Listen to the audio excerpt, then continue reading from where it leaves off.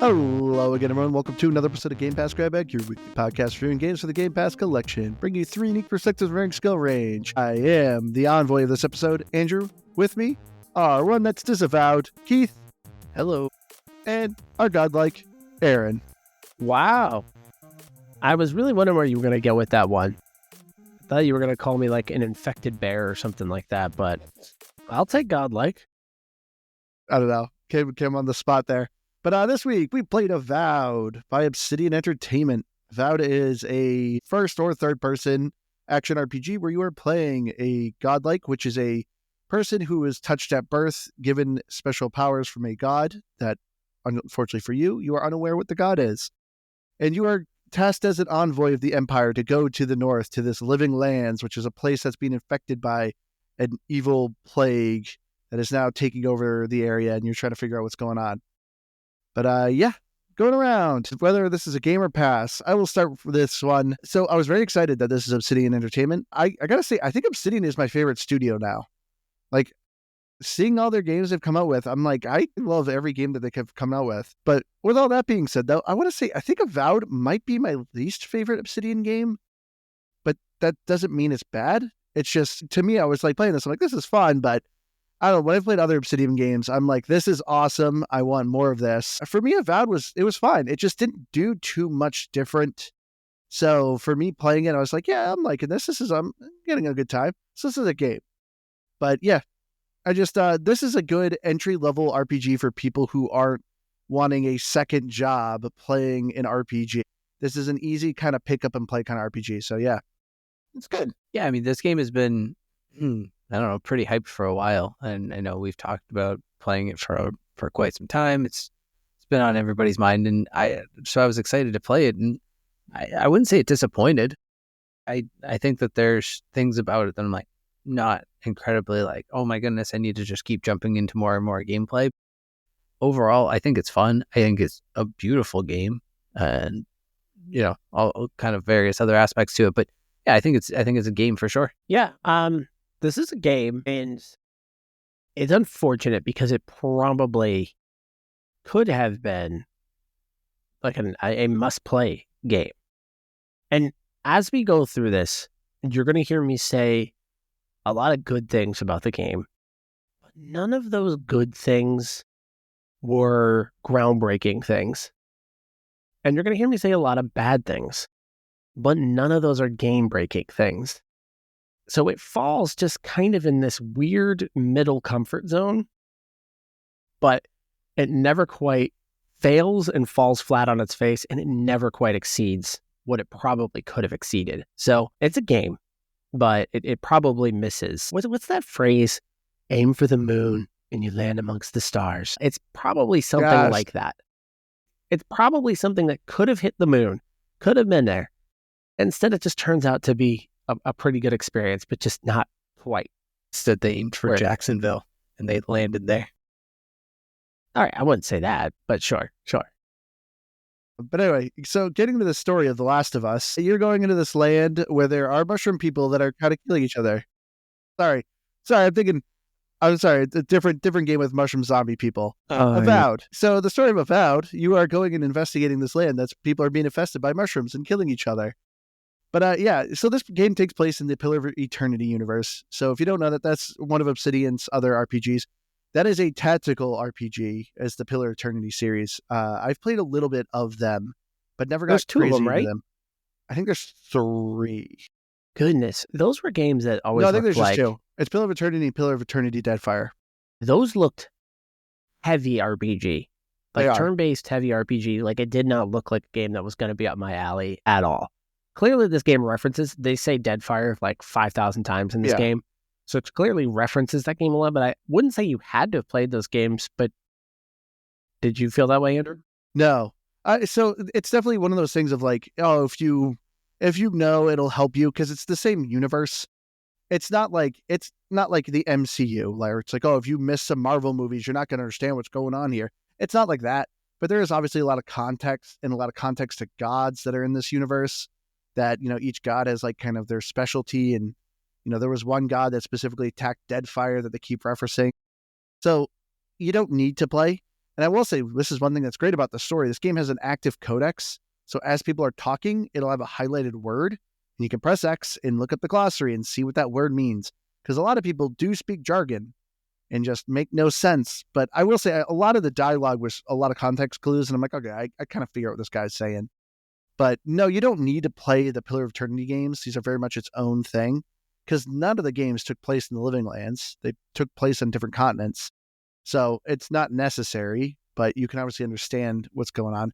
But yeah, the story is following the Adirian Empire, where the Emperor is sending you up to the Northern Lands, the Living Lands, because it's rich and full of wonderful things that can benefit the Empire. But they heard of this awful thing that's infecting people, so you have to go and figure it out.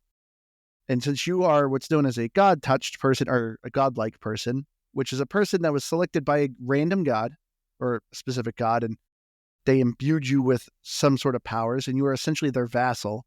So your character will have these weird, in the character editor, you'll have some weird plant-like features, because that is your god-like power or sign. And you are going here to try to unsolve this, to figure out this mystery of what's going on here.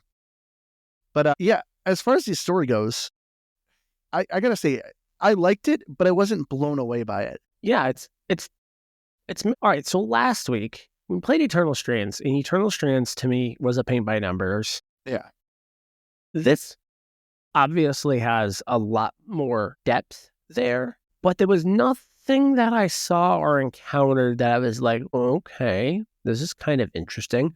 There are a couple side quest missions that you're like, okay, this is kind of interesting, but it just doesn't go deep enough for it to be like, to leave an impact there.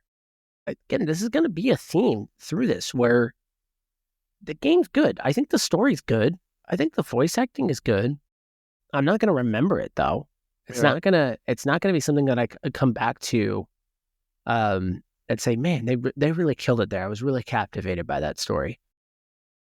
Much like most Obsidian games, the voice acting is pretty decent, but almost an unforgettable cast. Almost. Yeah. You know, like, it'll keep you right there. Like, there are just things that you're like, gosh, if they just flesh this out a little bit more, if they just added a little bit more depth here, this could stick. Like, this could be a huge hit. And the story's just going to be, again, one of those moments where even if as it starts to open up and evolve, it doesn't open up and evolve in places where you're like, oh, I've never been here before. I've never explored this type of idea. So it's just, it's a whole lot of. I mean, I feel like that's a high bar. The whole this is a new idea. I mean, everything is, you could just about take any story and wrap it into some other story at this point. Or, you have your archetypes of every story that's going to happen.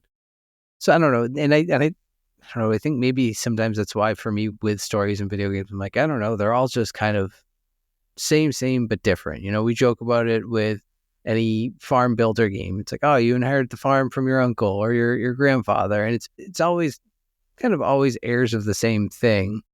So I guess what I'm saying is I vastly agree with you. Like, there's nothing here that I'm like, wow, all of these characters are so intriguing and awesome. I thought they managed to do some fun things with the dialogue without being funny.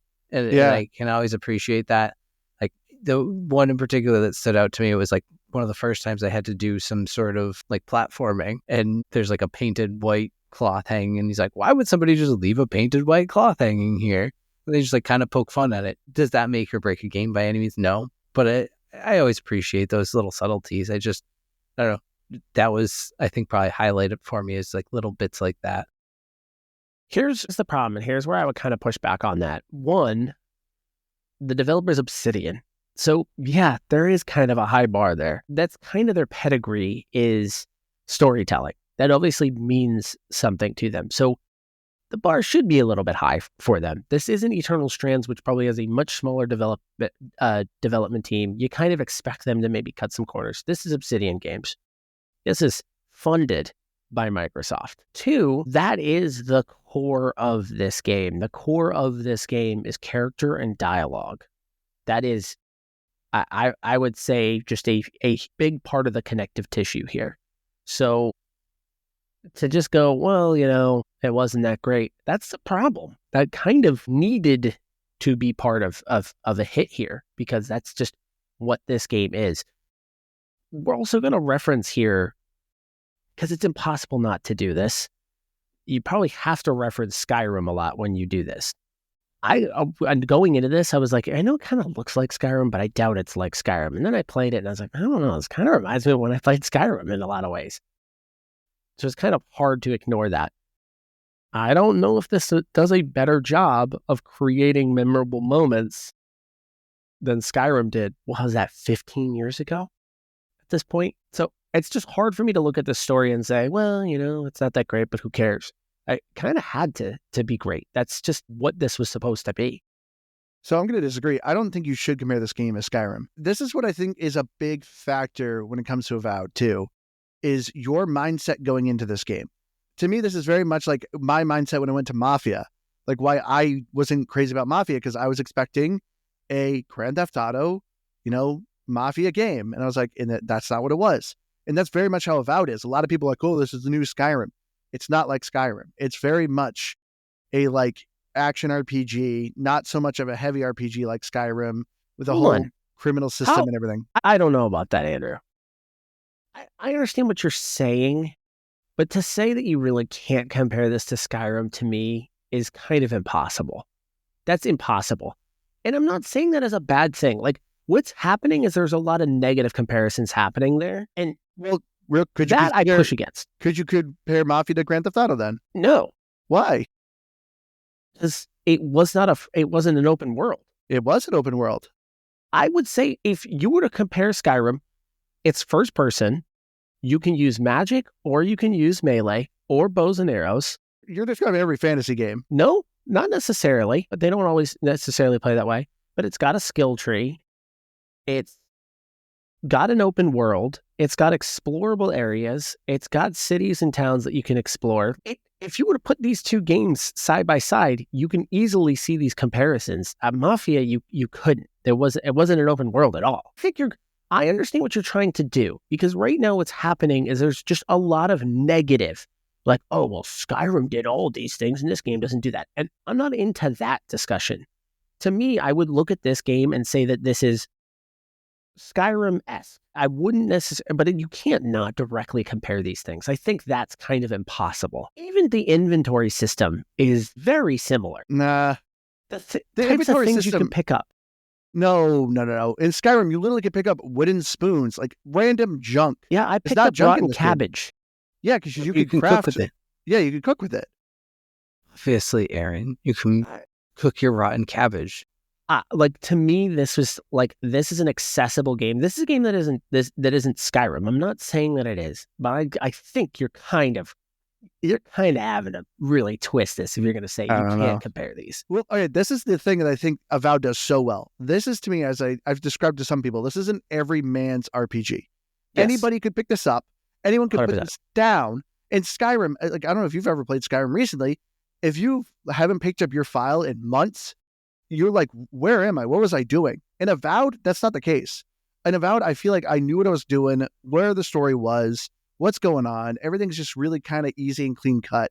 It's also way shorter of an RPG. So this is a way different of an RPG because it's an every man's RPG. I would agree that this is way more accessible. 100%. I would say that this is something that's way more accessible to just about anybody.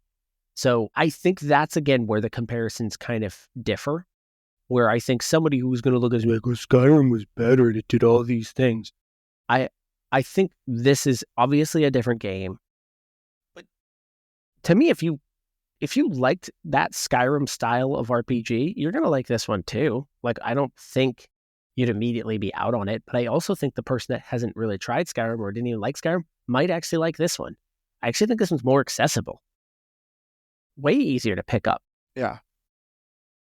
But as far as the writing goes, though, the writing's not bad. Okay, I'm probably the farthest out of everyone. I don't know how far you guys are. Yeah, probably are. You always still are, hanging out in the first town. I feel like all I do is run. I feel like all I do is just run around and. Well, I've been exploring everything because I know there's so many things hidden. I am barely going anywhere. I'm doing a bunch of side quests, but then I'm like, every stinking corner I see, I'm like, I bet I can get up there and get something. See, I'm kind of sprinting. I'm not. I'm checking every corner, every So nook and cranny. I'm in the third area, and I gotta say the story is picking up way more of like what is going on. I have a feeling I'm gonna really like this game's ending because I do feel like there's a lot of moving pieces that is building up to something. Like the writing is still very good in this game. It's not that like the writing won't blow you away right away. It is very much kind of paint by numbers, but as things are going on, I'm like, all right, this is pretty cool. I'm liking this. My biggest complaint though with the writing though, I do not care about these companions. That's not a good idea. That's not a good thing for an RPG. They A try lot to of make these- you care with like these campfire scenes because you can have Yeah. these like heartfelt dialogues with them. But I was just breezing Honestly, through This I this. is- avoid the camp. This is why I say you kind of can't dismiss that. You kind of can't dismiss that part of that because this is the connective tissue. You know what's the killer is who's the lizard? What's the lizard guy's name? Kai. I'm assuming Do you named know after who Kai voices- Cenat. Do It's you know Garrus. who? Yeah, it's Garrus from Mass Mass Effect. Effect. Yeah. So again, Mass Effect did an amazing job at connecting you to your companions. And they have missions that are specifically kind of connected to those guys that made it all that much more investing and more interesting. Kind of a bummer it's missed here. Yeah. Because that is the bread and butter in this type of game. Yeah. Because like obviously his RPGs have like companion missions. In his, I just don't care about. It's about following kind of this war buddy he had that died, and it was like a missed love opportunity. And I'm listening to him, I'm like, this makes no sense. Kai has always lived in the silent. And this was years ago. And you're going to an area and it's like, hey, my friend had a house here. He told me to pick something up when he died. I just never got around to it. Can we do it? And I'm like, okay. So you do it. And he's like, oh man, this hurts. Oh, this is real sad. And it's like, you've been here for years. Why now are you coming here and telling me, a random stranger, the story? And then, of course, you go to a battlefield and it's like, oh, he saved me here. This means a lot to me. And it's like, once again, why have you not come here? This means so much to you. Why are you now waiting now? Like, there was no reason This for it. guy, the blue guy. Yeah. The greenish blue guy. And I don't know. Lizard Man. I just found it unrealistic where I'm just like, they're trying to build this emotional, sad story, but it's like, why didn't he come here if this really meant so much to him? Yeah. And then, gosh, even when I don't remember any of these guys' name, which is probably part of the problem. Marius. So I'm sure they're talking about it. when you're kind of introduced to him, so like, Super abrupt. yeah, here he is. I had no Design idea he team. was following me. It's just like, yeah, I'm joining you now. I'm like, okay. Well, Who is this Correct guy? me if I'm wrong. This is another one of those games where dialogue has no. No, it does a little bit. Does it? A little. Yes. Yeah. Because I feel like no matter what I picked, ultimately it was just kind of like, all right, well, he's gonna, he's fine, and maybe it was just like that moment in particular. I was like, I don't know. I felt like I could, because I know there are times you can start fights and then avoid fights and the likes too. So Now, the dialogue actually a lot of times had me chuckling. The options where you're actually picking are well written. Like they feel more organic, but a lot of them are like super sassy and goofy that I'm like, oh, these are actually kind of funny. So, all right, real quick too, I think the character creator is kind of lame because I really wanted to I was very much basing my character off Danny DeVito's character, Frank Reynolds, and It's Always Sunny in Philadelphia. So I was always just being real rude. Anytime there was an attack option, I always selected it because, anyway, you just got to start blasting. And so I Go do walk real in there, pistols. so blast. Yeah, I just literally, anytime there's an attack option, so hopefully there wasn't an orphanage looking for money and it gave me an attack option because I'm selecting it. But it actually did a lot of funny dialogue with me. Like anytime the god was just like, I'm here to help you. And I would just be like, nah, but I'm trying to give you a gift. Nah, I'm good. That was literally my options. Like literally, I kept saying that. And it always made me laugh. And they're just like, I'm trying to help you. Why won't you accept me? Fine. And they would just kick me out. Oh, it was so funny. It actually had me like chuckling a handful of times. So you're like hindering yourself then, not getting A things? little bit, yeah. And it always made me denying them. laugh. But this is Yeah. This is what I like about this RPG is because I didn't feel bad doing it. It was a fun time.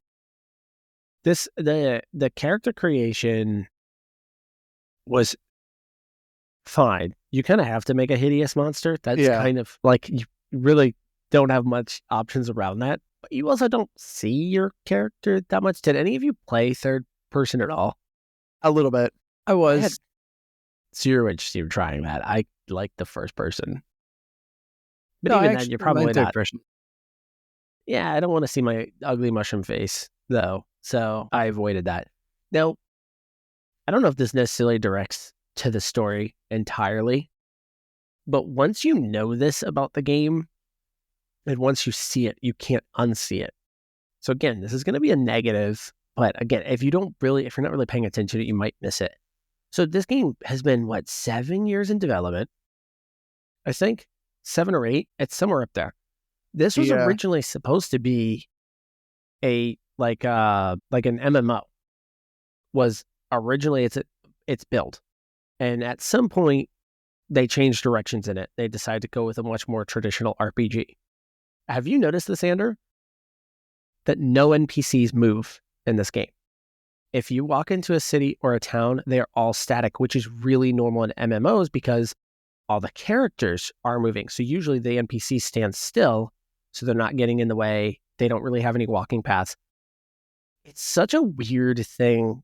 Once you notice it, you're like, gosh, it is a little strange that everybody's static in a position. They're moving. They're just not walking. And you're like, man, how do they not just add some walking paths after? I didn't even put that together because there's one of the characters in particular, you complete their side mission and then they're just in the city instead of being outside the city, and you don't see them move. They don't walk. No. And I put together. And again, this is probably more on the graphics, but you're talking about NPCs. There's one female NPC model that just gets repeated. I think I counted at least 5 times. It's the first time you see her, it's that Dehengen or something. You have to go save her from the lizard people. And then she's one of the shopkeepers. She's I was a little confused by that. All they do is they just slap a different hair model on her, and it's the exact same character model. I was like, wait, what is happening right now? Yeah. I'm watching an Eddie Murphy movie, basically. Yeah. It's a little strange. There are these weird hiccups that kind of stick out. But again, if somebody didn't point it out to me, I wouldn't have noticed it. I would have been fine. And it doesn't take it out of the game. But once you see it, you're like, gosh, none of these dang people are walking. They're just standing there or sitting there, and they're not doing anything. Just your companion's the only person that's moving with you. It's a little weird. It does make me wonder, though, what the MMO would have looked like. Yeah. I mean, even the quests feel very MMO-ish. Yeah. Yeah, kinda. So it's strange because obviously some elements are probably left behind from that MMO, this being one of them. But it makes you wonder what other things were kind of left It's almost behind. like they were just how do we develop an end game that's ongoing? I don't really know. Let's just wrap it up and call it an RPG instead. This might explain the story a little bit. If this was 7 years in development, let's just assume 4 of those or 5 of those were built with the intentions of this being an MMO before somebody comes in and says, listen, this ain't working. Let's switch it up. So now your storyline, your companions, all of that stuff probably has to be written in after the fact. So it might actually make sense why it ended up this way, where it just feels like it's missing things. It feels a little bit rushed at points. Like you said, meeting Marius is very much all right, man, I'm on your team now. Okay, welcome, idiot. So that's what I think is probably what you're seeing, is probably the tail end of this was trying to slap together a full-fledged single-player narrative on top of the RPG that they were building. That's my guess. No, it makes sense. And yeah, so I've heard that, and it does kind of feel like it. But I wanted to ask, though, how did you guys play? What were you aiming for? Straight magic. Yeah, that's where I was going. One of the things that I do need to praise this game for is I do think the combat feels great. I don't hate the combat. I don't love the things you're fighting. There's not a lot of interesting things that you're fighting, but using a wand feels great. I don't know if I've ever played a game that's felt as good using magic. I enjoy, comparing it to Skyrim, I enjoy this better than I did doing magic in Skyrim. I thought this was more fun. Well, it seems like there's just a really broad range of magical spells too. Having the different grimoires. And I think that was what I found fun, at least right on the outset of the magic of it wasn't just about building a skill tree. Like you leveled them up and they, grimoires held certain sets of magic spells, but just being able to like, all right, I'm going to hold these 4 spells or these 4 spells. And I'm not trying to fully piece together every single magic spell I want. I just kind of pick the book and go.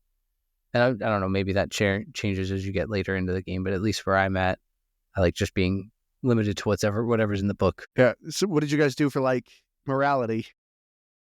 I didn't really get too far into that. I tend to stay pretty positive. Good. See, that's usually what I do too. And that's why I was like, I'm doing something different this time around. That's why I'm like attacking anytime it's an option. I don't think this is a full-fledged morality system here. It's not. And that's what one thing that I do think is good about this, of how it's accessible to everyone. Because some games, when you're doing an RPG, it's hard to be evil. Because sometimes it's just so, like, there's no benefit of it.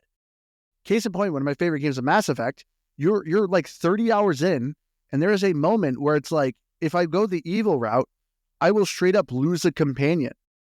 But if I go the good route, obviously I keep them. So it's like, well, why would I do the bad route? Like, I don't want to, like, it's a detriment.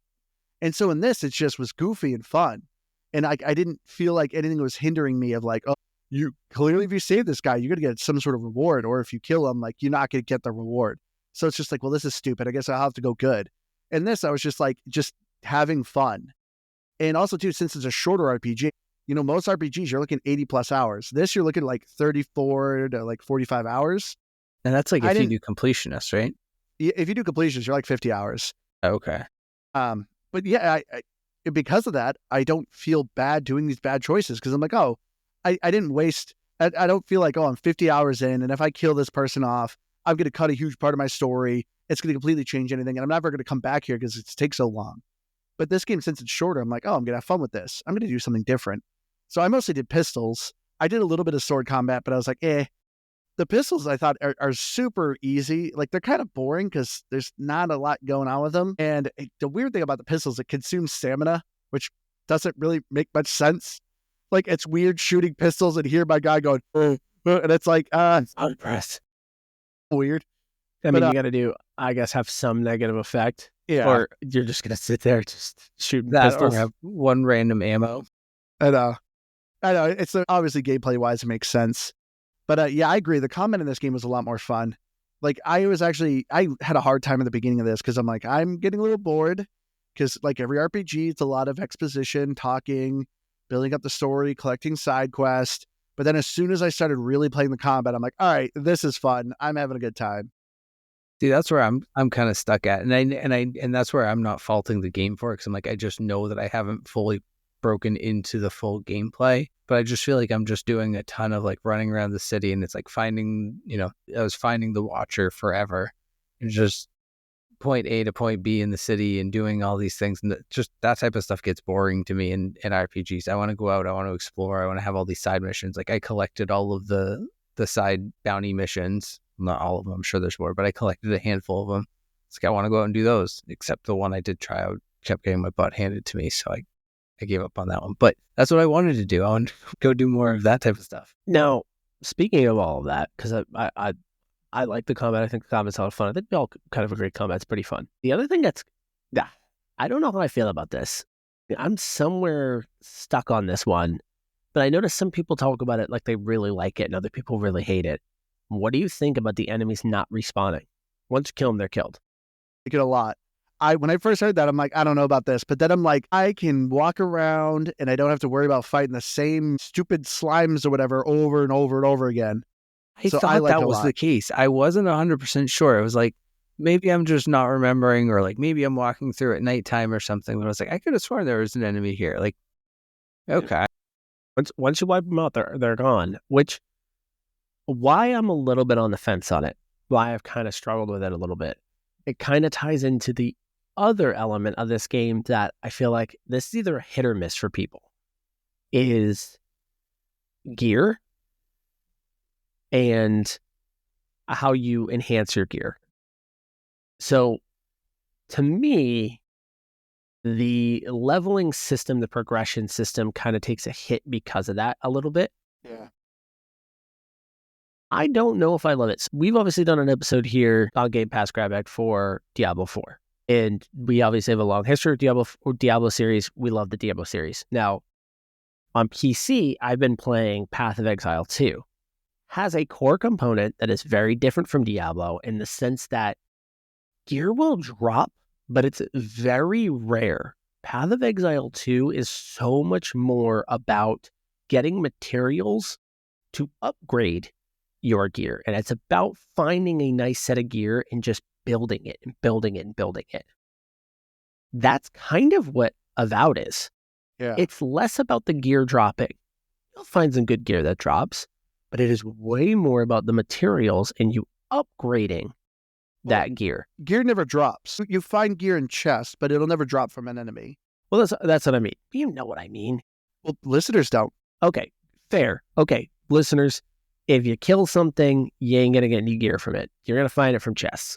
So, but when you go to your camp, you can upgrade those things. Almost everything drops as a common, unless you're finding a rare one. I don't know if you move further on. Do you find drops that are... Okay. But the system is built less on that being important and way more about just upgrading the gear you like and the gear that you have, which you can upgrade it to higher ranks. I don't know. How do you guys feel about that system? Do you guys like that system? Because to me, that's where I would normally farm enemies for materials. I can't do that once they're dead. Well, there's the other thing that I was thinking of too is it creates a little bit of a dead world, and there's a pretty good fast travel system. So I guess once you start to really explore everything and kill all these enemies so that you're kind of wiping it out, you're not going to be running through these dead lands anymore. But as long as there's enough materials, I think if it's like obviously maybe they don't give you enough to upgrade everything to its max level, but as long as there's enough that I can explore and it's not just like, all right, you got just enough to really focus on the one set of gear you get, and it's pretty scarce beyond that, because then it would annoy me. But I'm kind of with you that, yeah, I would, and I think maybe it's just a Diablo thing, because even without the full upgrade, because the newer one, Diablo 4 has done a little bit of this where you upgrade your gear more, and so it is about farming, upgrade materials. If I really need them more, they don't give me enough of them, then yeah, I need enemies to respawn. But I think the fast travel makes up for it otherwise. So I like it. So you're right, Aaron. The leveling system is kind of pointless. You could be a level 20 character in the very first zone, and you could still be struggling with enemies. It all really depends on your gear. Your gear is what levels you up. And so the gear is set up in tier systems. So essentially tier 1, which is common, then uncommon, then it goes fine, superior, legendary. So and then you have little in-between sections. So think of it like level 1.1, level 1.2, 0.3. Once you get to like 0.4 is when you upgrade it to a 2, a 2.1, a 2.2. And basically every zone you're in, the very first zone is a lot of commons. So you're getting the material to upgrade your common gun to a 1.1 and a 1.2. As soon as you go to the next area, more uncommon stuff is dropping. So essentially the tier 2 stuff is dropping. And so on and so forth. So that is the way they kind of hinder you. So you can't just, keep fighting random mobs, leveling up, because it's all about the gear. You need to get the better gear. That's why I was kind of sprinting, because I'm like, I'll just go to tier 2. I'll go to the second zone, start getting a bunch more tier 2 stuff. And if I want to come back to the first one and mop stuff up, I can. But I liked it, because I never felt I was hindered. Because also, too, so Keith, you said you were getting your butt whooped. I found this game to be very easy. I maybe died from an enemies twice. 3 times. That's about where I'm at. I think I've died probably twice. I mean, there are some that will kind of wallop you, or you really, it's a matter of just kind of getting surrounded a little bit. Especially when you're doing magic, there are some that you can get interrupted in. And I noticed that's where I was kind of getting myself killed, because I personally loved my 2 flamethrower hands. I love just cooking people alive, but a bear would just smack you right out of that real quick. So, there were times where I was probably just like, I could live through this, and I get hit, and then I'm like, oh, actually, that really hurt. Yeah, the bounty that was kicking this, and this was really where I was dying the most. It was this one bounty area where they had pet bears. So there was 3 or 4 bears in this game. That's like every area. Was it? Yeah, it was just bears. I feel like so many bears. It was just a bunch of bandits and bears. And yeah, I kept fighting it too to my own detriment with 0 health potions. So it was kind of just like take a hit and then hope for the best. So I tried that 3 or 4 times, and then I just said I'll come back when I have at least some health potions, maybe level up my gear. See, when it came to the combat, I like the companions. I felt like the companions are very helpful. Yeah, they were actually really helpful in a lot of fights, kind of being able to use their abilities as well in those fights, and they use them on their own on top of it. Yeah, I mean, I had no issues with that. Again, the combat was probably the least of my concern in this game. I had a lot of fun with it. Like, I think it felt pretty fluid, and I'm always a little nervous about first-person, especially heavy melee style games. They can sometimes just not feel right. In fact, they almost always never feel right. They always feel really floaty to me. I always don't feel like I'm getting a nice crunch of a hit or something like that. But this one, in the scale of that, is actually pretty decent. So it's not an area that I have a whole lot of issues with.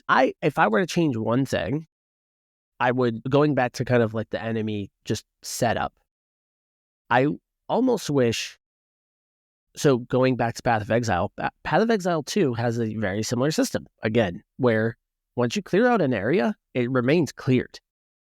You can go to the beginning of the instance, hold down A, and it says, do you want to reset this instance? And you can hit yes, boom, reloads it. I almost wish I had the option, hey, reload my enemies here. Like, reload it. That way, I want to go farm a little bit. Let me go farm a little bit. Because it would be nice to feel like when I'm getting into Zone 2 or Zone 3... But what would you be farming? Huh? What would you be farming, though? Materials. Enemies don't really drop materials every once in a while, but not much. I'm just saying, if I had an option, that's what it would be. Okay. Where it gives me the ability to farm a little bit. So then maybe I have all my gear at a 1.3. So when I get into the next zone, because at this pace, I'm like, I don't think I'm going to get all of my gear maxed out before I'm going into Zone 2.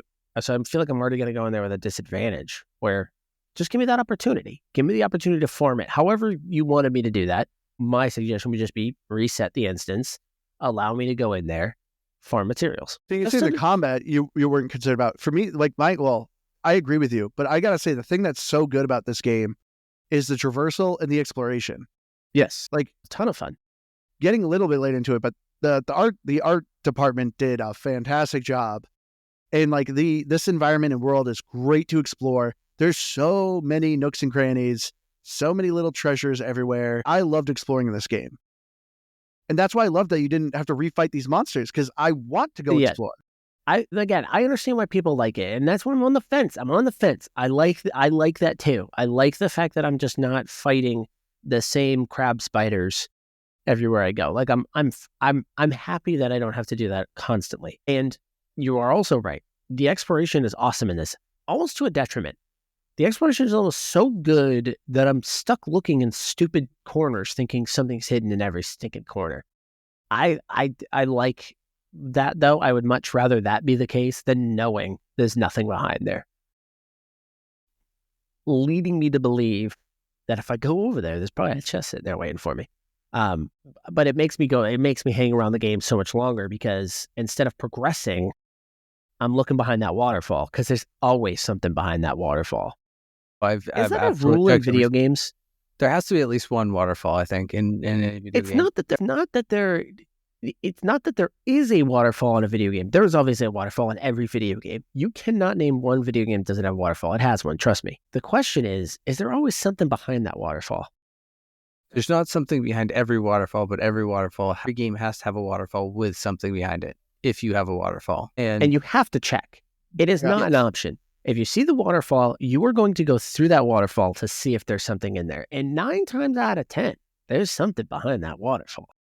I think it's funny, Liz, being our resident noob, has quickly learned that within our first year of gaming, where she was like, there's a waterfall, you got to check behind it. That's video game 101. That's video game 101. It is. But no, this exploration, though, is so good. So in the second world, you're, dealing with a much more of the Dreamscourge. The Dreamscourge gets more and more relevant the farther you get in the game. And I was exploring because I had a treasure map, and I'm like, oh, what's going on? Sure enough, I look behind a waterfall and I found a secret cave. Check And those I find waterfalls. some guys there and they're like, hey, you're not supposed to be here.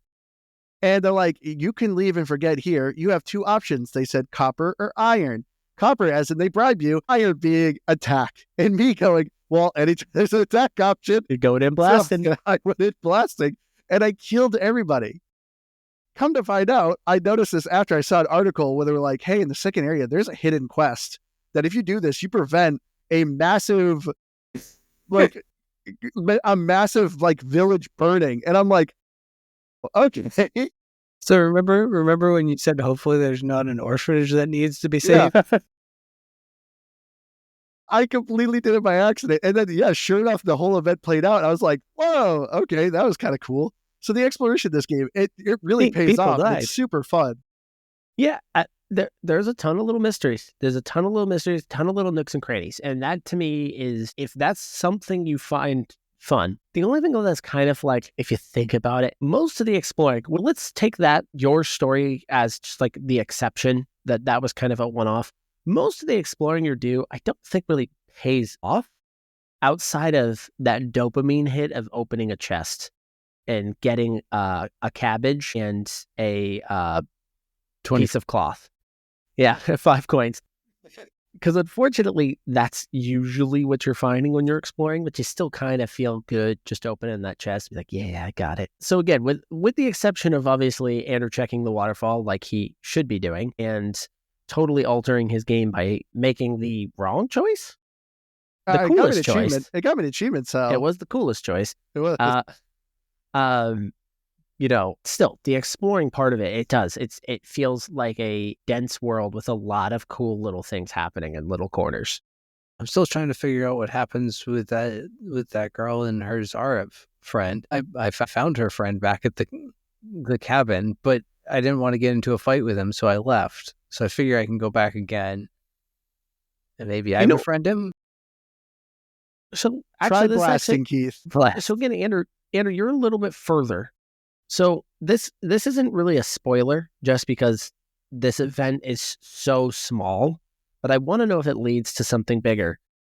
When you are in Paradise, there is this one section where a guard is hassling this girl with a cart, and she's like, I think there's contraband on there. Do you want to check to see if there's contraband? Do you remember this? Okay. I see the 2 grenades. I take the 2 grenades, but I lie and say I didn't see anything else. So what happens with that? Nothing. I don't, as far as I've seen Pretty so sure far. I defended a terrorist, and you're going to tell me nothing happens with this storyline? No, not that I've seen. Well, there are rebels, which is funny. Once again, blasting is an awesome option. How far have you guys got in the first area? Have you beaten it? No, I'm probably pretty close to the end, but again, I'm exploring every nook and cranny here. So you find out these rebels. Oh, sorry, these are kind of spoilers, but it's nothing. I don't think crazy story because it's just small story segments. But you're like, we think the rebels are hiding in a church. So straight up, I go to the church and I'm talking, and she's of course like, yeah, she's very much like, peace upon you guys, and I'm like, well, there's an attack option, so I'm gonna start blasting. My companions really like, all right, attacking with no evidence. Here we go. So they call you out. So you're a lunatic. Splash. But You're dead.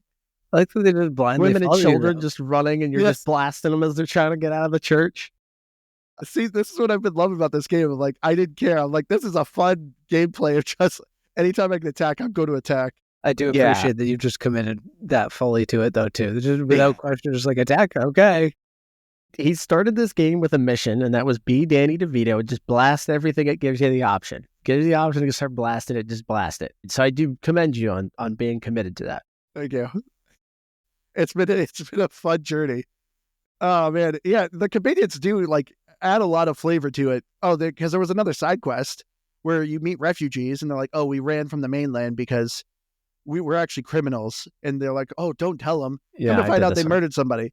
I straight up went to the captain and went, "Hey, there's some criminals over there." Got so mad at me. They're like, "I hope you enjoyed that. You made nothing out of that." And I was like, "Yeah, it kind of was fun." Yeah, see, I helped them. I did too. Yeah, the dialogue. See, this is what I mean. The dialogue options are actually just really funny. I didn't feel bad being bad at this game. But yeah, I think the issue there is, though, your companions don't actually change. No, they don't. Their feeling towards you, they might scold you a little bit, but that doesn't actually change how they interact with you moving forward. That, to me, again, when I talked about that connective tissue, that to me is Obsidian 101. That's Bethesda 101, which is your companions react to how you're handling things throughout the game, and that affects how they're going to treat you later, that affects how they're going to dialogue with you. Where that, he can be like, man, that was really messed up that you did that, and then he's totally fine with you. Yeah. He's gonna you just blasted those people in the church for no reason, but I guess we're still pals. I think that part is missing, which sucks. But again, I don't think it destroys the game. I don't. I still think the game is a very good game. Yeah. But yeah, so if you play this, I recommend just go the blasting option. It's actually super sounds fun. I almost regret that I didn't do that. But yeah, I do wish there was a bit more of the morality system. Like I said, it doesn't. They needed one. I at least like that I do feel like there is a lot more consequence or benefit to your dialogue. There was a handful of times I got annoying. Like I said, I always loved being sassy to the god that was talking to me, which I hated anytime the god was talking to me. Oh, it's the worst. It just constantly talking in riddles, and it's just like speaks in code. Sounds whiny. Yeah, and it always sounds whiny and complaining. I'm like, so this is why I always avoided the camp to talk to your companions, because anytime you go to sleep, the god talks to you, and I'm just like, I don't care. But I'd always be sassy to the god, basically telling it to get out of my head, just let me go to sleep. And that always made me laugh, because the god would always just get like exacerbated with me, trying to help me. I'm just like, don't care. But yeah, I gotta say, yeah, as you said, the voice acting in this game is really good. They actually got a good, like you said, you had Garrus as like the main person. And so it was irritating me. I'm like, oh, this is Garrus. He even kind of has the feeling and the attitude as Garrus, but I just didn't care for his story of Kai's story. Same with Marius.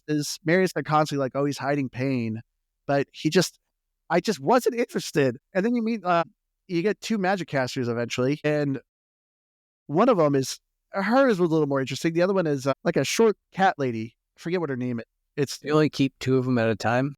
Yes, you can only have two companions at a time.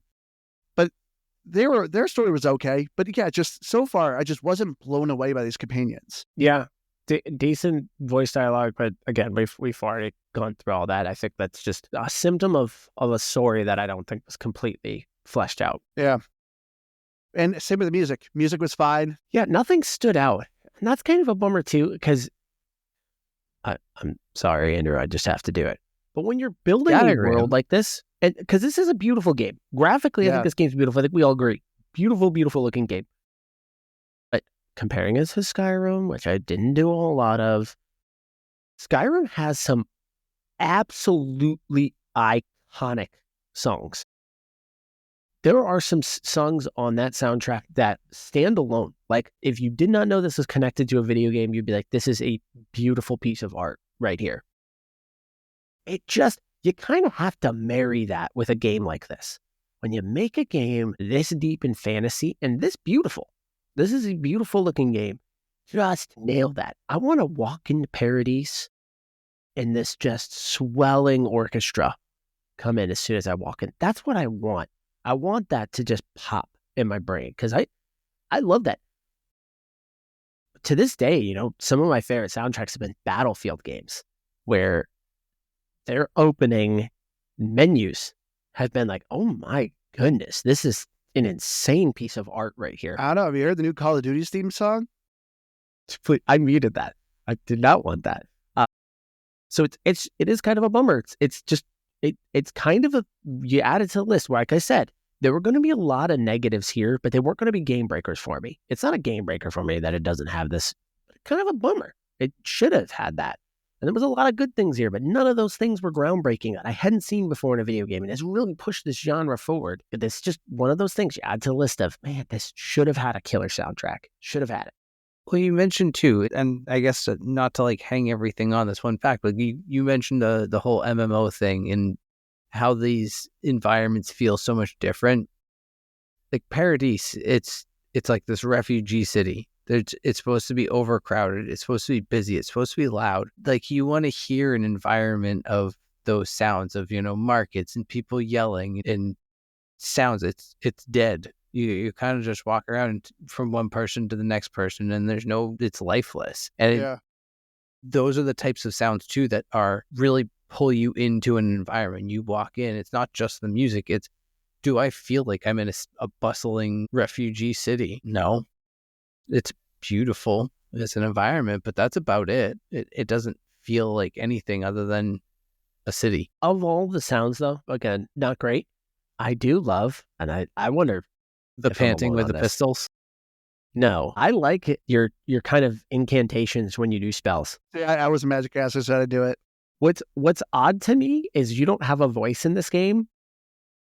No, you do. You can select you do when you cast spells. No, and when you jump, top. You jump from a high cliff, you go. So yeah. That's literally it. I thought it was weird. Yeah, you got to pick your voice, but like that's it. It's just you yelling once in a while. I don't, because obviously when you do a spell, it's like a Harry Potter thing. Like, he yells something when he does the spell every time. And I don't think that's the voice that I selected. But I can't remember what I selected as in the voice selection. It is weird because it doesn't sound like what I imagine my voice should sound like, but I still like it. I still think it's a cool touch. Yeah. But yeah, the art style though, getting the graphics though, this game is beautiful. Which also too, it runs great. Well, I actually want to do a quick segment, I guess, of bugs. But so I played on the Series S. The Series S, I think, only runs on at like a pseudo performance mode. So I think it's locked at 30 FPS. But on the Series X, you can have a quality mode or a performance mode, which it locks at 60 FPS. But I played a little bit in my Series X, and this game runs so smooth. Graphically, like I said, the art department nailed this game. I loved this environment. You're obviously seeing a lot of mushrooms and stuff. There's just the color palette in this game is awesome. Now, I'm guessing did you do performance then or quality then when you played on your X, since you were kind of performance. You did performance. Because quality, I noticed the frame rate drop a bit, and I was like, I rarely notice frame rates, and I was like, this looks really, really nice, but it was like, it just feels slow. So I immediately went over to performance, and the graphics still look amazing. The cutscenes in particular, like that first cutscene is just absolutely gorgeous. The little rainbow skunk thing eating the mushrooms and like that. The boat scene that, like, we always joke about it, but water in games, and I know that's not actual gameplay water, but like that scene is just incredible graphics.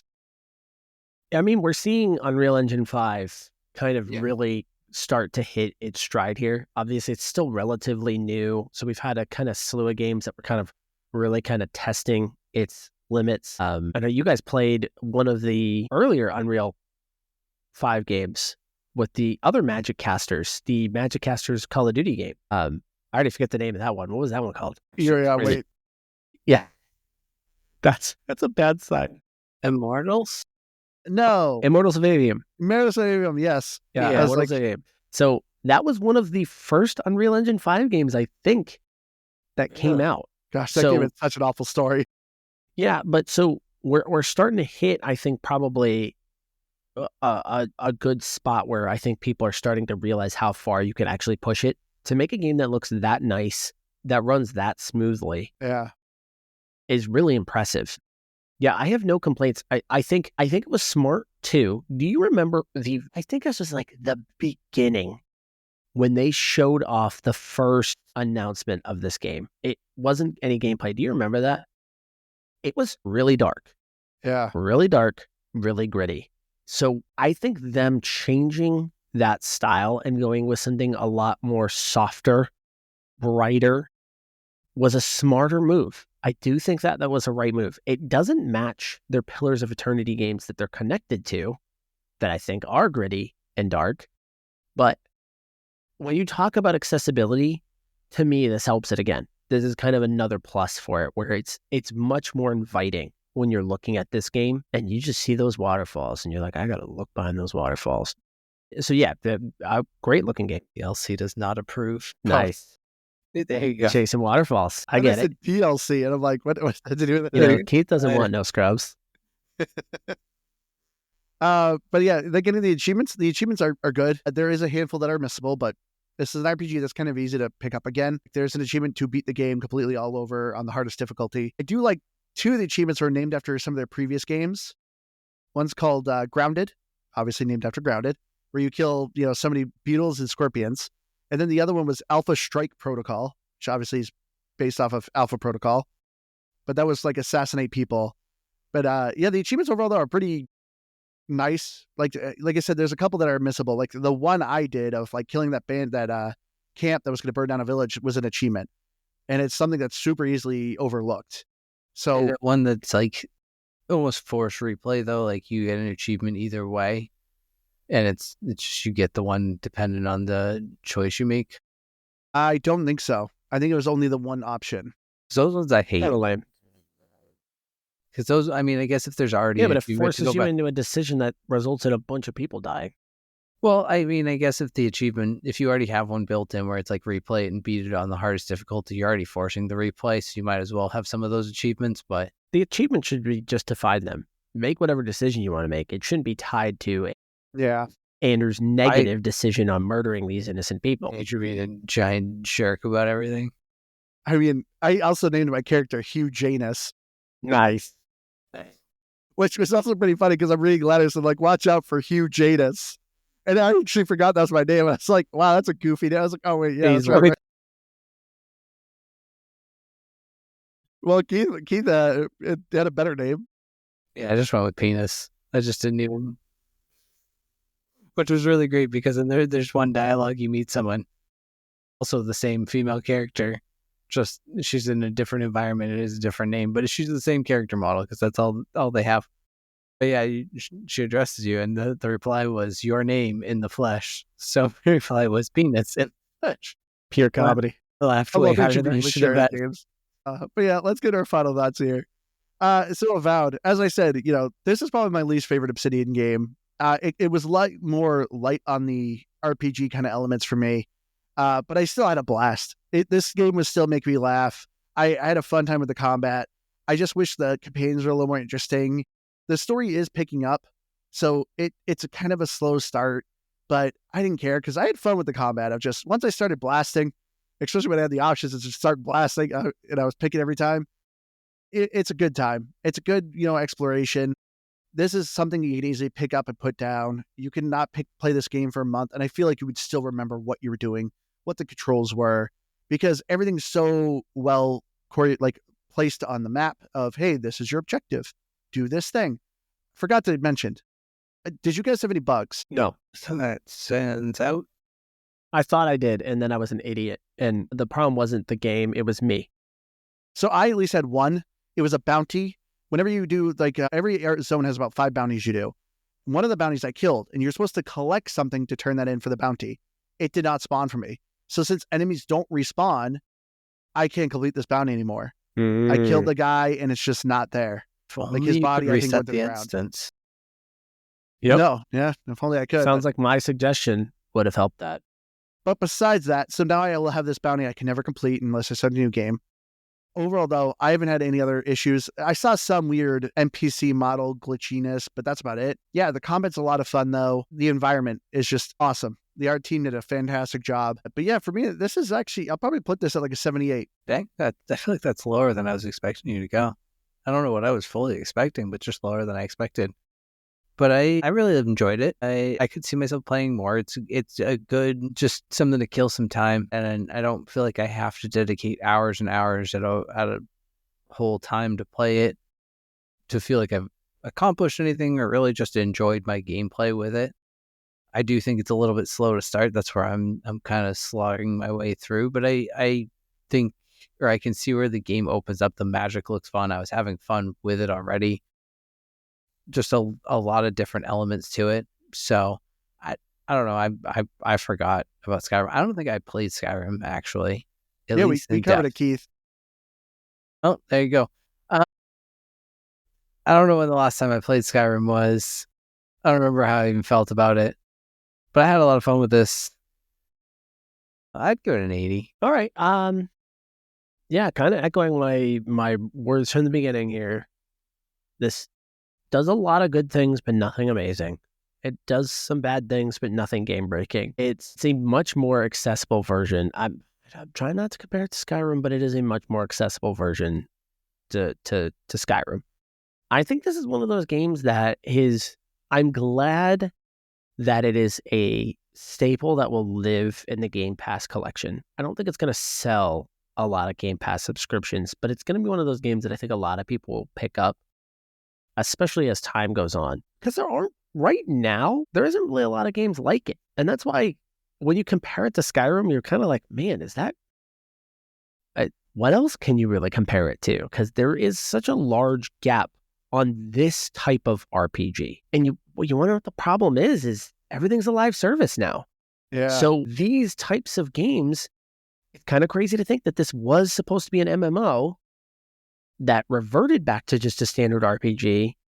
And then you realize that actually that breed has kind of died a long time ago. That's why I think this game is actually still kind of special for that. Just because it doesn't really exist anymore. So I'm glad that it's there. I'm glad that I played it. It's an accessible, fun game. The combat's there. That works. It's a beautiful looking game. Ultimately, it falling short of the target it probably should have hit. For that, I think I'm kind of with Andrew on this. I think it's a 78. I think that's a really fair score for it. I mean, I think they already announced that the reception and the sales of it have been good enough that they're already looking for sequels, or at least DLC. It's Obsidian. They're a Microsoft studio, and from my understanding, it sounds like they've been very pleased with Obsidian. Obsidian's, what did they say? They've made 4 games in the last 5 years. Yeah, they're coming out with 4 games. Yeah, their 4th one's coming out later, Outer Worlds 2. We have 4 games in 5 years. That's impressive. They also claimed they're only have a studio of about 280 people, which is a fraction of the size. So I imagine Microsoft's feeling pretty good. If they're not paying a whole lot and they're getting a lot of content out of them, you probably feel pretty decent about them. Can I gripe on one thing real quick, just as a aside here? I hate in the video game world. I cannot stand this constant obsession with looking at Steam charts as a measure of success for a game. I cannot stand it. So the narrative here was this game is a failure because look at it on the Steam charts. I'm just saying right now, we obviously have Xboxes, but we also have, I have a PC.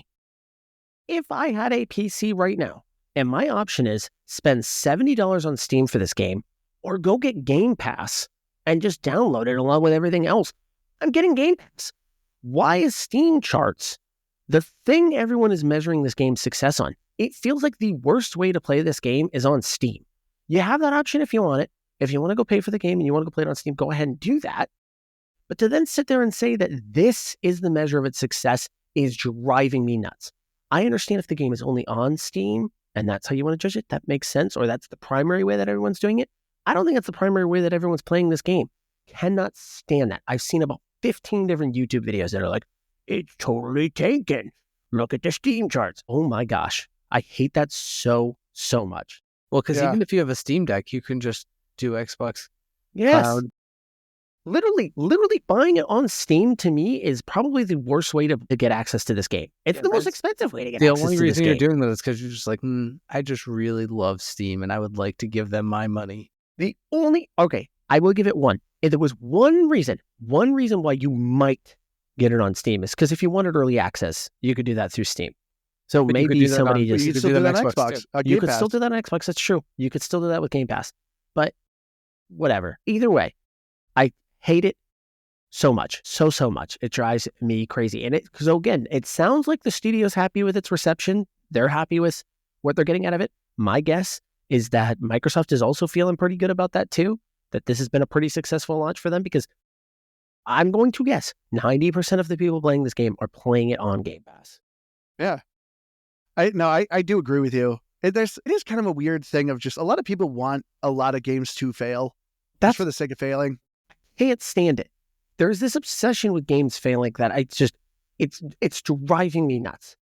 Like just you can enjoy a game, and if you don't want to like it or you don't want to enjoy it, there's literally 15 million other games to go play right now.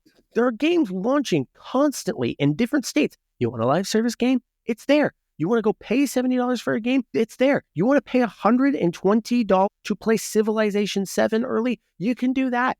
There are so many options out there. It's okay to just say, this one ain't for me, and move on from it. I do not understand this obsession with needing to see something fail. It's constant.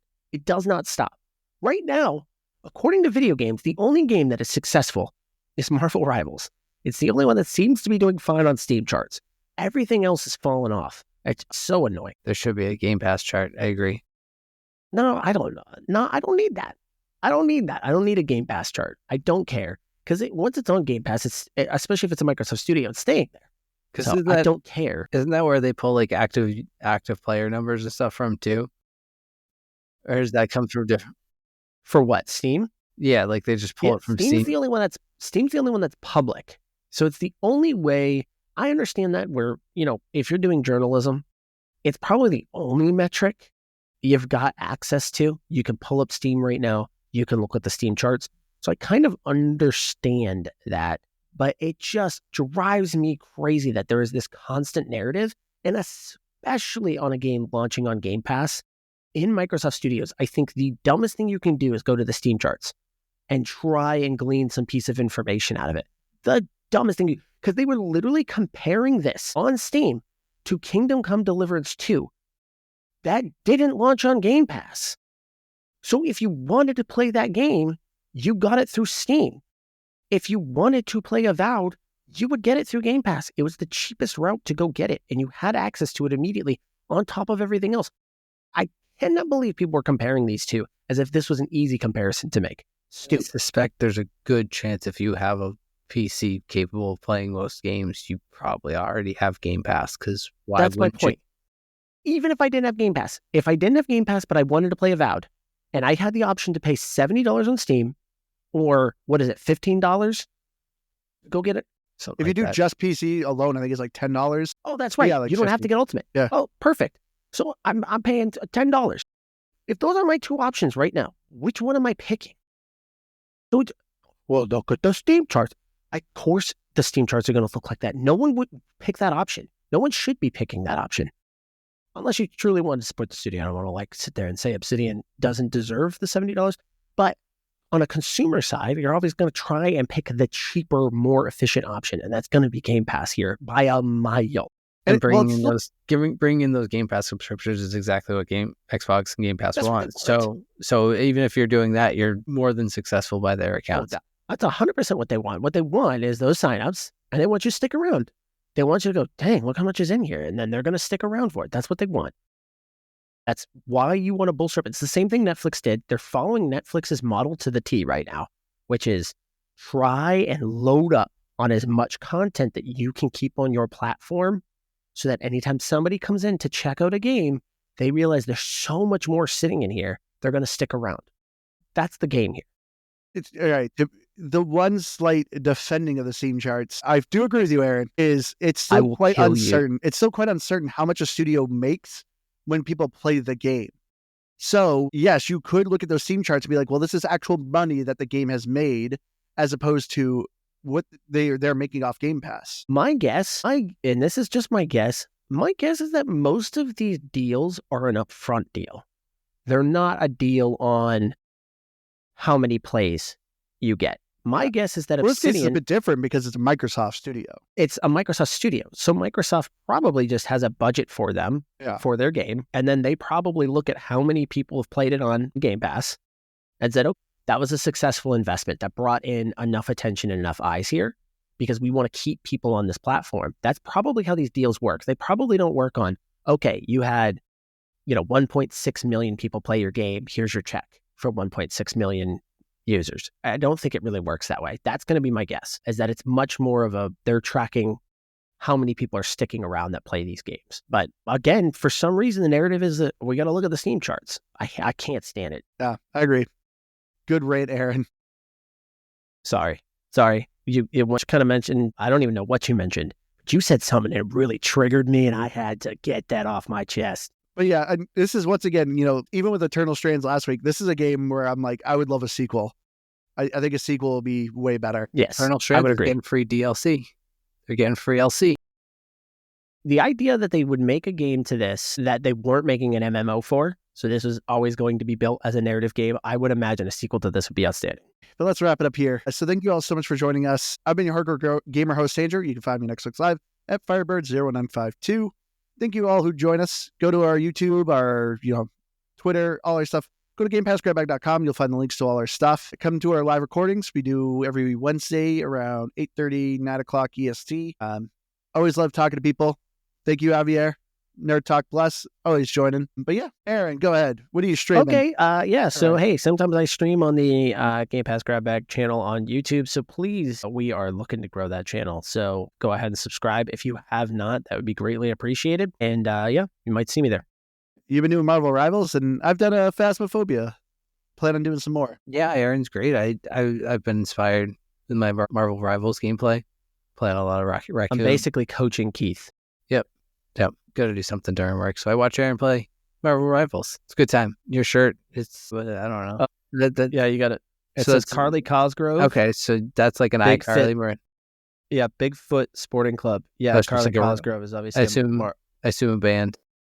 It is a band. Yeah, a lot of fun. You might enjoy them. Check them out. Okay. Good times. All right. That's all. I'm Keith. All right, everyone. We love you all. We'll see you again next week. Bye. Show me the steak.